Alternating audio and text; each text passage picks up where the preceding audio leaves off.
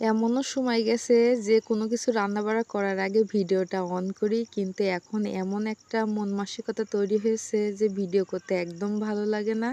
আর সেগুলো এডিট করে ভয়েস দিয়ে ছাড়তে তো আরোই ভালো লাগে না।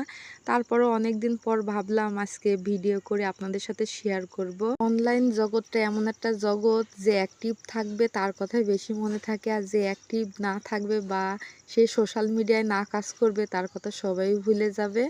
আমার কথা বেশ কিছু মানুষ হয়তোবা তাদের মনেও পড়ে না বা সবাই ভুলে গেছেন।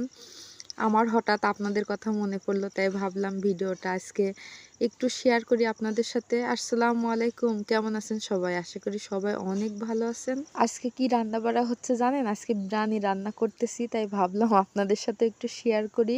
চাউলগুলো আগের থেকে ধুয়ে পরিষ্কার একটা ঝুড়িতে পানি নিংড়ানোর জন্য রেখে দিয়েছিলাম।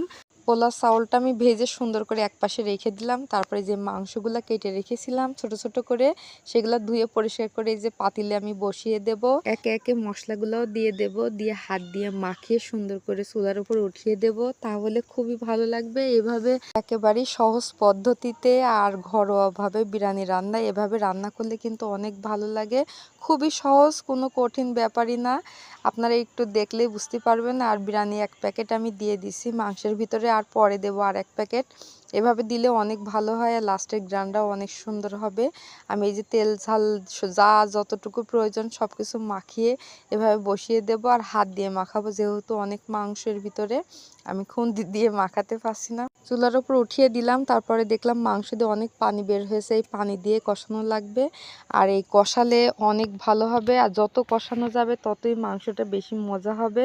গরম চলে এসছে, এখন তো খুবই গরম পড়তেছে। রান্নাবাড়া করতে করতে এখন ফ্যান না দিলে অবস্থা খুবই খারাপ, আর রান্নাবাড়া করতে করতে নাজেহাল অবস্থা।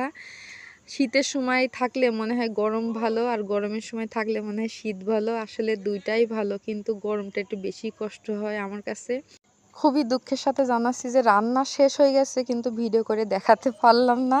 কারণ এক হাত দিয়ে ভিডিও করব না, এক হাত দিয়ে রান্না করব, ওই জন্য তো ভিডিও করতে ভালো লাগে না, কারণ হেল্প করার মানুষই নেই।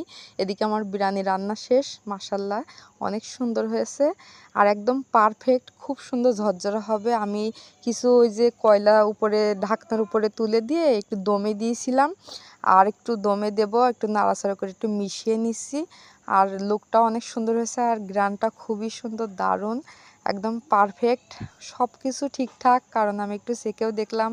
এভাবে রান্না শেষে উপরে ঢাকনার উপরে যদি কয়লা দেওয়া যায় তো দুই সাইড থেকে একদম সমানভাবে সুন্দরভাবে হয়। তারপর এই যে ভিডিওটার ফাইনাল লুক, মাশাল্লাহ অনেক সুন্দর, আমার কাছে তো খুবই ভালো লেগেছে। আর এর সাথে কিন্তু সালাদও ছিল, আমি আবার উপরে একটু দিয়ে আপনাদের আসলে দেখাচ্ছিলাম। ভিডিওটা কেমন হয়েছে সবাই জানাবেন।